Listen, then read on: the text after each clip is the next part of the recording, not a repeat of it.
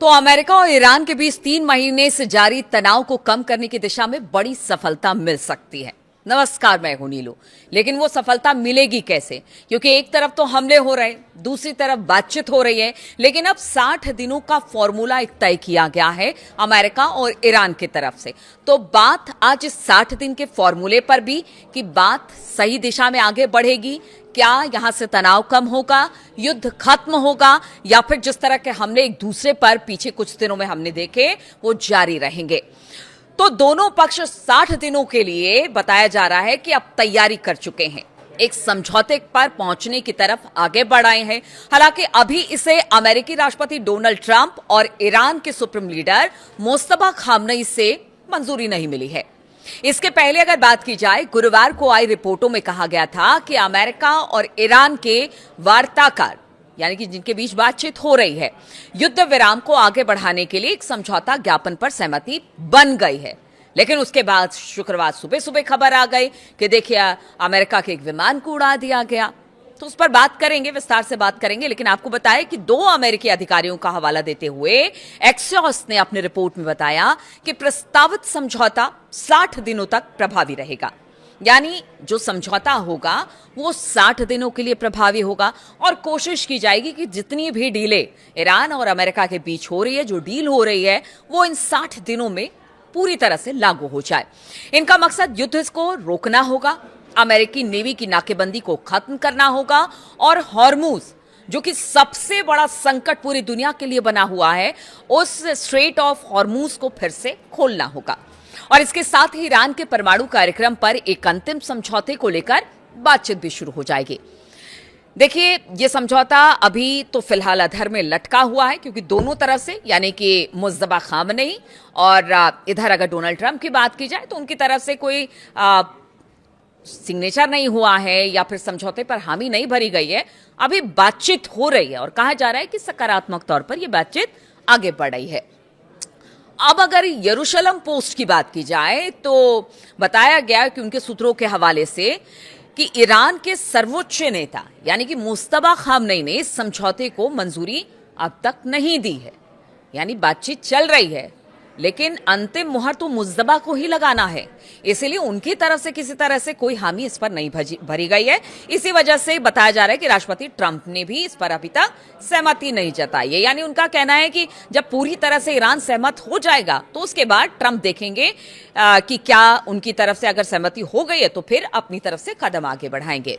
Reports में कहा गया कि ईरान और अमेरिका के जो वार्ताकार हैं, उनकी जो टीम है, वो शायद कोई समझ उनके बीच में बन गई है, लेकिन ईरान के शीर्ष नेतृत्व ने अभी तक कोई मंजूरी नहीं दी है। यानी अभी नीचे नीचे स्तर पर बातचीत हो रही है और कोशिश यही की जा रही है कि इसको फाइनल मंजूरी मिल जाए, चाहे वो मुस्तफा खामनेई हो या डोनाल्ड ट्रंप की तरफ से। तो नीचे के अधिकारी बातचीत कर रहे हैं और इसी को लेकर सकारात्मक बात सामने आ रही है। ईरान की जो अर्ध सरकारी तस्नीम न्यूज एजेंसी है, उसके मुताबिक बताया जा रहा है कि बात करने से इनकार किया है, समझौते का मसौदा अंतिम रूप ले चुका है और मंजूरी का इंतजार किया जा रहा है। मतलब अभी यही कहा जा रहा है कि पूरी तरह से बातचीत नहीं हुई है, इसलिए अभी कुछ भी कहना बहुत जल्दबाजी होगी। अभी तो सिर्फ नीचे के अधिकारी ही इस पर बातचीत हो रहे हैं। तो ऐसा तस्नीम न्यूज का कहना है।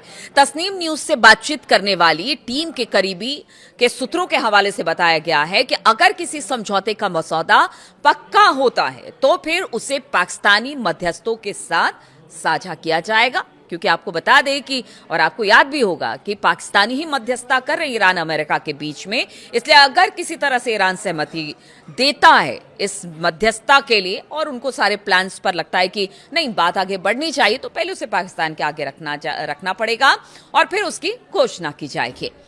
देखिए, ईरान और अमेरिका के बीच डील में क्या है वो अब आपको बताते हैं, क्योंकि यही महत्वपूर्ण 3-4 पॉइंट है जिसके बाद कहा यह जा रहा है कि अगर बातचीत बन जाती है तो फिर युद्ध खत्म हो जाएगा। तो पहला है ईरान का यूरेनियम। और इसी को लेकर बताया जा रहा है कि समझौते के ड्राफ्ट में ईरान के समृद्ध यूरेनियम पर एक पूरी रूपरेखा तैयार की गई है। एक्सियोस के अधिकारियों ने कहा कि समझौते में ईरान की प्रतिबद्धता शामिल है कि वो परमाणु हथियार बनाने की कोशिश नहीं करेगा। इसमें यह भी बताया गया है कि 60 दिनों की अवधि के दौरान होने वाली चर्चाओं में सबसे पहली प्राथमिकता, यानी देखिए अगर बातचीत बन जाती है तो जो 60 दिन का पूरा एक दिया गया ना कि खाका की 60 दिन में सब कुछ तय हो जाएगा, तो 60 दिन में सबसे पहला काम ये करना होगा ईरान को कि उन्हें जो जितना भी इनरिच्ड यूरेनियम है उसको सबसे पहले हटाना होगा। यानी उसको हटाएंगे, उसके बाद ये बातचीत आगे बढ़ेगी, क्योंकि बातचीत के बीच में भी अगर उनका यूरेनियम उनके पास ही रहता है तो फिर कोई मतलब नहीं बनता है। इस तरह से इस प्रस्ताव में बात रखी गई है। दूसरी बात आपको बताते हैं, हॉर्मूज में जहाजों की आवाजाही जो है अभी फिलहाल बंद है। तो दूसरा बिंदु यह है कि देखिए हॉर्मूज जो स्ट्रेट है वहां पर जहाजों के लिए पूरी तरह से खोल दिया जाए और इसके बदले में कोई टोल या फिर शुल्क ईरान नहीं लेगा। बारूदी सुरंगें, तीसरा पॉइंट, बारूदी सुरंगें ईरान को हटाना पड़ेगा और ईरान को पहले 30 दिनों के भीतर यानी 60 दिनों का जो कार्यक्रम पूरा बातचीत का रखा गया उसमें 30 दिनों के अंदर, शुरुआती 30 दिनों के अंदर जो जितने बारूदी सुरंग इस वक्त स्ट्रेट ऑफ हॉर्मुज में बिछाए गए हैं उसको खत्म करना पड़ेगा। नौसैनिक बारूदी सुरंगों का पता लगाना और फिर उन्हें हटाना, यह फिर ईरान की जिम्मेदारी होगी। और IRGC को बताया गया है कि वो पूरी तरह से क्लीन कर दे बारूद से, जो सुरंगें वहां पर बिछाई गई हो बारूदी सुरंगों से बिल्कुल क्लीन होना चाहिए जो स्ट्रेट ऑफ हॉर्मुज है। और उसके बाद जो जहाजों की आवाजाही है उसको जाने देना होगा, उसे रोकना नहीं होगा और किसी तरह का टोल टैक्स वसूला नहीं जाएगा ईरान की तरफ से। यह तीसरा पॉइंट है। और चौथा, अमेरिकी नाकेबंदी हटाना, यानी इसके बदले में अमेरिका जो है इस वक्त जो नाकेबंदी उसने कर रखी है ईरान के आसपास की, उसको ईरानी बंदरगाहों पर अपनी नौसैनिक नाकेबंदी हटा लेनी होगी।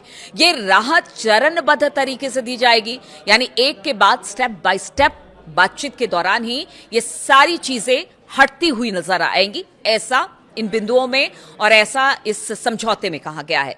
व्यापारिक जहाजों को हॉर्मुज में जितनी सुरक्षित आवाजाही मिलेगी, ये राहत भी उसी के अनुपात में मिलेगी। लेकिन आप सुनिए दूसरी तरफ क्या हो रहा है, बातचीत हो रही है, 60 दिन का एक खाका तैयार किया गया है, स्टेप बाय स्टेप चरणबद्ध तरीके से बातचीत को आगे बढ़ाया जाएगा। कहा यह गया है कुछ तुम आगे बढ़ो कुछ हम आगे बढ़े, यानी अमेरिका का कहना है कि अगर कुछ आप करते हैं तो फिर हमारी तरफ से भी राहत मिलेगा। लेकिन एक तरफ तो बातचीत हो रही है और दूसरी तरफ दोनों देश एक दूसरे पर हमले कर रहे हैं। बीते 2-3 दिनों में हमने देखा कि लगातार हमले हुए हैं अमेरिका की तरफ से भी और ईरान की तरफ से भी। ईरान के सरकारी टीवी ने दावा किया है कि शुक्रवार तड़के एक अमेरिकी विमान को मार गिराया गया। रिपोर्ट में कहा गया कि बुशहर प्रांत के जम इलाके में दुश्मन के एक विमान को रोका गया और फिर उसे नीचे गिरा दिया गया। सरकारी टीवी ने जम काउंटी के गवर्नर मसूद तंगस्तानी के हवाले से बताया कि ईरानी हवाई रक्षा प्रणालियों ने विमान को सफलतापूर्वक निशाना बना लिया है। और देखिए पीछे अमेरिका ने जिस तरह से उसके जहाज को निशाना बनाया था उसके बाद से ये देखने को मिल रहा है और कहा भी तभी जा रहा था कि कहीं इसका असर बातचीत पर ना पड़े। और इस बीच अमेरिका ने ईरानी मीडिया रिपोर्टों को गलत बता दिया जिसमें अमेरिकी विमान को गिराने की बात कही गई है। अमेरिकी अधिकारियों ने रॉयटर्स को यह जानकारी दी कि अमेरिकी अधिकारी ने कहा कि देखिए ईरान के सरकारी टीवी के दावों के बावजूद बुशहर प्रांत के पास कोई भी अमेरिकी विमान नहीं गिराया गया है, ईरान झूठ बोल रहा है, ऐसा अमेरिका का कहना है।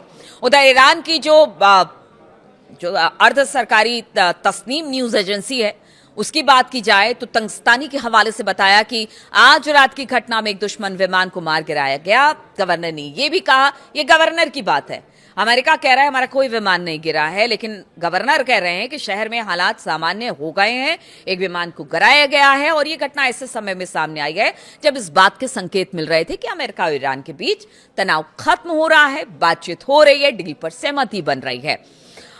अगर रिपोर्टों में कहा गया है कि प्रस्तावित डील लगभग तय है, लेकिन अभी तक जैसा मैंने पहले बताया कि ना डोनाल्ड ट्रंप की तरफ से इसे मंजूरी है और ना ही मुस्तफा खामनेई की तरफ से। ईरानी मीडिया का कहना है कि अभी तक कोई अंतिम समझौता नहीं हुआ है।